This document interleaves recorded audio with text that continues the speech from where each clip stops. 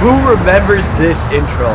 Man, it's been so long. It's been 84 years. But guys, today we're going to be taking a look at the Hell 3's pre-alpha. This game is set to release in 2025, so it's going to be a while, but I figure we're going to go ahead and show off some of the alpha gameplay of the Hell 3. So right off, in terms of the game, what is this? So this is a huge, giant expansion to Diablo. It is a phenomenal mod if you haven't played Hell 1 and 2. 3 is going to be adding, of course, more content, and it's going to take a while for it to come out, but let me go and give you guys a brief introduction to just kind of the Hell in general. So what it is it's a very difficult mod that stays very true to the original Diablo games. If you want to listen to this audio. It's so good. It's eerie. It's got that like original Diablo feel. So right off, obviously we're just going to be playing single player. There's a lot of stuff that's not out yet, but I want to show you how cool the character creator is, because this is where the Hell just shines in general. So starting right off, we're just going to select a new hero, and I want to show you guys how many classes there are. I believe there's 29 at the moment, but keep in mind this is pre-alpha. They may add a lot more. So starting right off, what's so cool is you have your other classes that you would normally see in the game. You would see the warrior, there's the archer, there's the mage, and eventually with the expansion to Diablo 1, they added the monk. They actually added two additional classes on this screen, but what's really cool is if I select the savage, I can specialize in the gladiator, and I can actually specialize in a certain fight style, which actually can change certain things in terms of the character's innate skill, which is one of the coolest things in Diablo in general that just kind of got removed, and I have no idea why. I thought it was one of the coolest things that was originally added in Diablo. So there's so many classes. I'm just going to go ahead and select ones just so you guys can kind of see what the character creation has in it. So starting right off, when you select your class, you're going to be able to select some traits. If you want no traits, that's totally fine, but this is what makes the Hell super special. So every single class, by the way, may have different traits, which is really cool, and you can see what some of these do. So what the CL is stands for current level, I believe. So what it does over here, if I was to get gifted, we would have 5 to all of our base stats and plus 10 to maximum stats, but we have a penalty being the current level times 2 to mana as a negative penalty. So this is where the game gets a lot more creative in the character design decision that you make. There's so many different things, like over here we have additional accuracy, but we lose armor class when we select this one, or if there's heavy-handed, we can get bonus to melee damage, but we have a penalty to spell levels. So you are really niching in and specialization. Like, there's so many options here at the end of the day, and I think this is one of the coolest things, and there's a lot, and I'm not going to go through every single one on every single class, because this would almost make like an hour-long video if I was to read every single one of these for every single class. This is how extensive this game is. If you're a fan of big, deep action RPGs, this is going to be for sure up your alley. If you're a PoE fan, this is definitely something to play for a while, and I've been playing it. A lot of you guys have asked me to kind of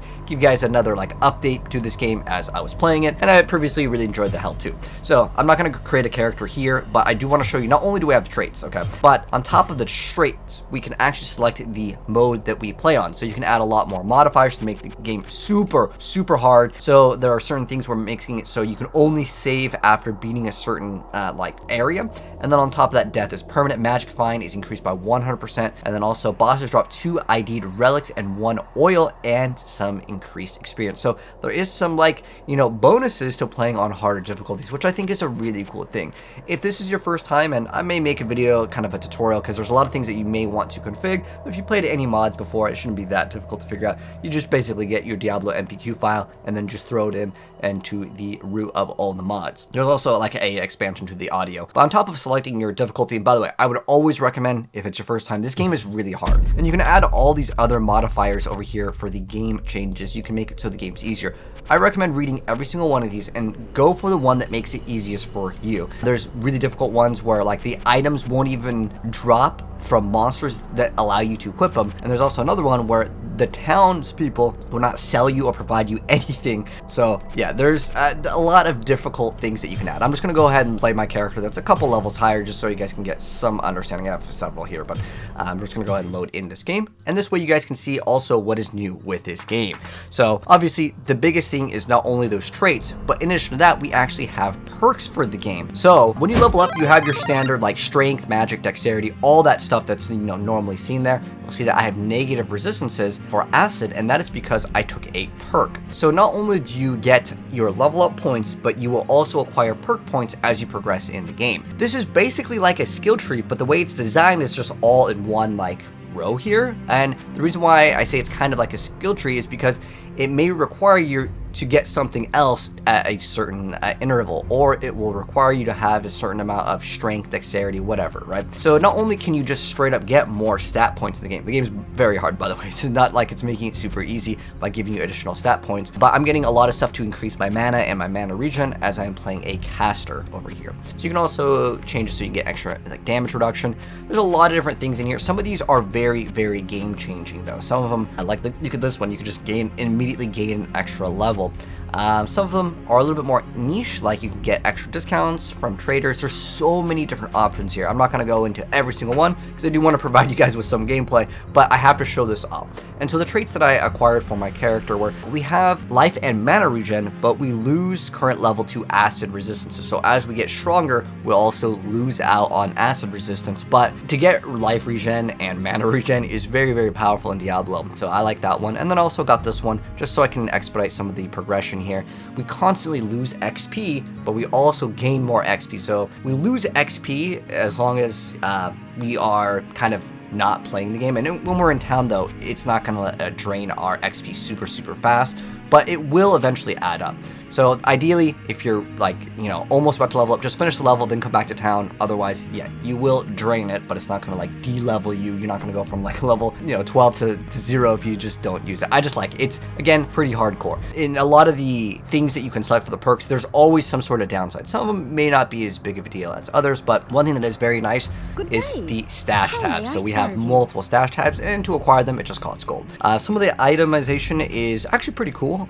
You can see some of the artwork. It's kind of modified from other video games, but specifically like the other Diablo games. But you can also look at Griswold. There's actually, I believe, PoE items in terms of the artwork here too. But in terms of like the townspeople, in terms of buying stuff, you have your basic and premium. There's also like your item repair. And there is actually crafting that you can actually do in the game. I won't get too far into that because let's just give you kind of an introduction to the Hell 3. So we have a few different quality of life things. You can still do all the same things that you would normally in Diablo. Right now, the only thing that's kind of nice that I have is the Undead Crown, which is a unique item that grants us to spell levels. They're going to be increased. Another thing I wanted to go ahead and mention is in the config file for the game, you can increase the resolution. If you want to, you can make this game super far zoomed out. I feel like 720p is like kind of the ideal like ratio. It just looks much better because you get bonus resolution, but it's not so far zoomed out that you lose out on the ability to actually see kind of the game and appreciate all of the artwork. But another thing that is kind of nice with the Hell mod is you have the ability to see like how much damage you're doing and how much XP that you're getting as you're killing things. And there are elite monsters. This skill in the earlier stages, Charge Bolt, is excellent. It's because it cleans up so much. And one thing that's really cool with Diablo 1 that I personally really like is the way that this game works. This is +1 all res. Okay. And this one has 2 sockets, but I'm not going to use any of those sockets anytime soon. I don't think we have anything to ID these, so we'll have to go to Kane. And I don't even think we have we have one portal over here. So it's a Relic Town portal. There's another monster over here. And if you are playing this, I would recommend in the settings to turn off like immunities because it becomes very hard if you have to swap skills. But if you want to make it harder, you have a lot more options in general to make this game a lot more difficult. So you can see we leveled up. We've got a perk and a level up set of points to go ahead and put in. But I also want to show how the skill system works in Diablo 1 because it's a little bit different than the other Diablo games. I actually think Diablo 1 has legitimately the best skill system. I kind of like Diablo 2's as well with like the items where it's like a rune word and you can get skills from another class. But the way that this game works is you just learn every single skill in the game. Like that's just how it works. How it works is you have to find them, basically like a skill gem in PoE. You can also buy them from vendors. So this one over here with Holy Bolt, I just right click it and it reads it, and then now I permanently have this Holy Bolt skill, which is actually pretty good. You can see where it damages undead and it actually hits pretty hard. I like Charge Bolt because it just clears out a lot of stuff, but game is really fun. You can see how much damage this thing does. But you can see also it's kind of hard to hit certain enemies in this game. So you can see this one we can't do damage to it. And if you mouse over it, it'll tell you that it's immune to magic. So above their name, you can see basically the other things like fire, lightning, different elements, right? So we have a unique, or elite. Here we got a ring. We have both rings equipped right now. 5 HP. Oh, we also get a ring of purity over here, which gives us some extra small resistances, but nothing too special so far. But Diablo 1 is definitely a slower paced game. However, it will eventually get to the point where it can be super fast. You can teleport going around super fast, but it does take some time.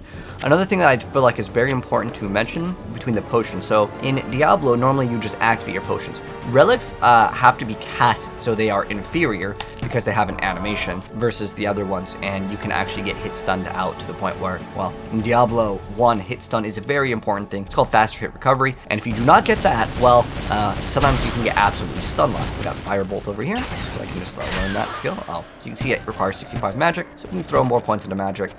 We're actually at, so the number in blue right here is how much we have with our stats, and the white number is how much we have on our base. So we can go ahead and read that, and we now have another skill. I have another rogue class, and what's really cool with this is normally in Diablo 1 you couldn't dual wield, however you can in this game, although you're basically using basic attacks. There's a lot of other things that you can do in this game, but you cannot, another thing that's pretty important, there's no save scumming in this game. If you play Diablo 1, you know that like when there's any room that you're about to enter, you could just save and you'd be extra safe, right? In this game, you have to actually clear out the area in order to progress. That prevents, again, save scumming, and I think it's an okay thing to do.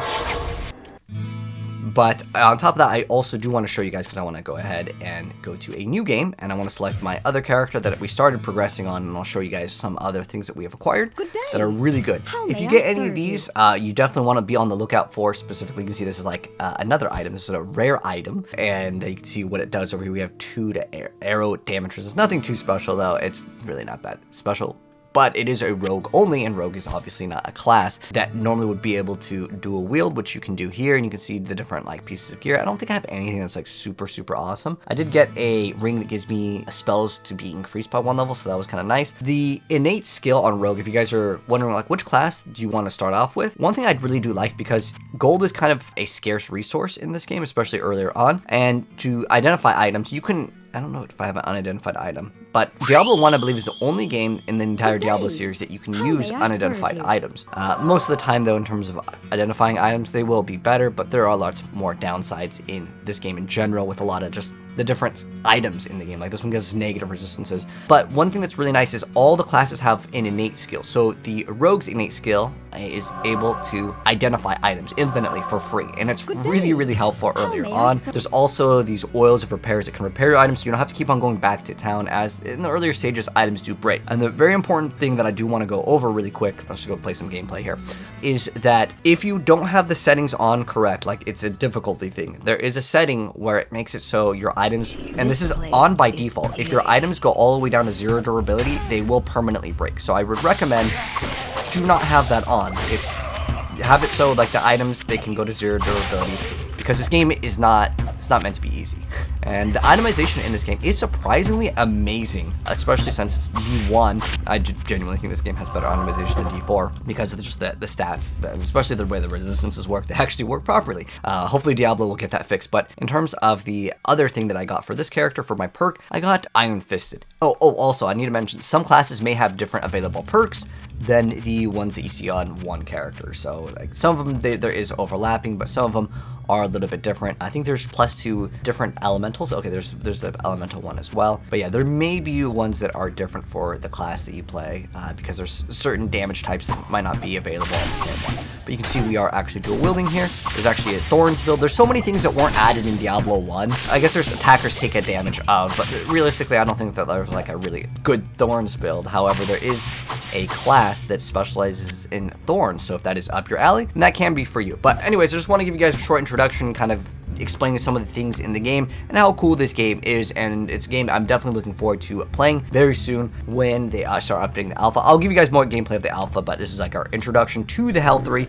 as it just recently had its alpha showcase. But we will definitely be showing off the game in its beta state, which the beta state is not till next year, and then again 2025, and I have the notes over here.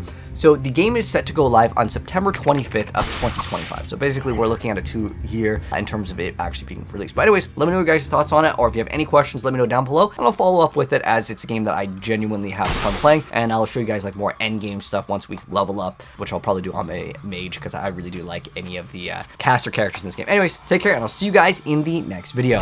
Peace out.